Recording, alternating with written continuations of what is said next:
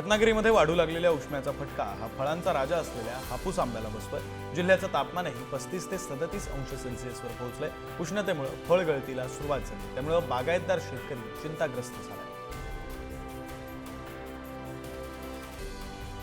ज्वारी पीक पक्षी खाऊन फस्त करू नये यासाठी नंदुरबार जिल्ह्यातल्या शेतकऱ्यांनी अनोखा जुगाड केला। ज्वारीच्या प्रत्येक कणसाला प्लास्टिकच्या पिशव्या बांधल्यात। ज्वारी पीक पूर्णपणे तयार झालं असून काढणीला वेग आला।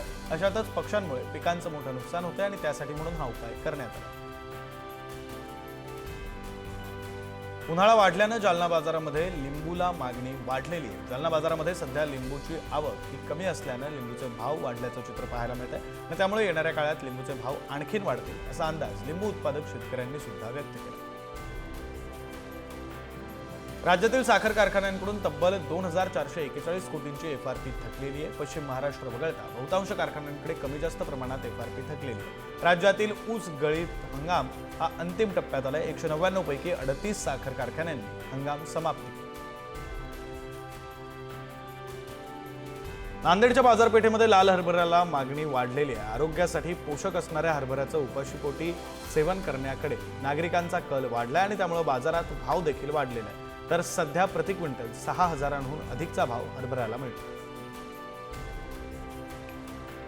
यवतमाळ बाजार समितीमध्ये सध्या चण्याची आवक सुरू झाली आहे। यंदा चण्याला योग्य तो भाव मिळत नसल्यानं शेतकऱ्यांमध्ये मात्र चिंतेचं वातावरण। सध्या बाजारामध्ये 5300 ते 5800 रुपये प्रति क्विंटल असा भाव आहे। चण्याला योग्य तो भाव देण्याची मागणी आता शेतकरी करतात।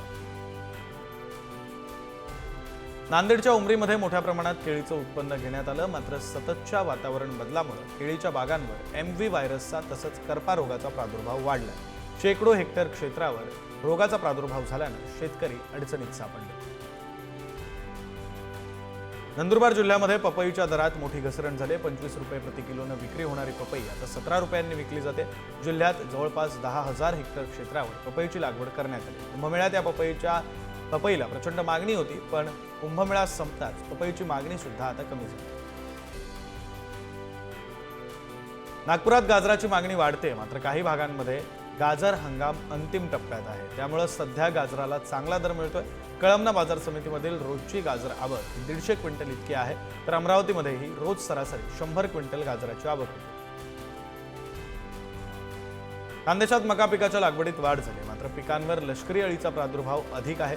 शेतकरी सतत पिकांवर कीटकनाशक फवारणी करतायत। फवारणीमुळे अळ्यांची समस्या ही नियंत्रणात असल्याची स्थिती।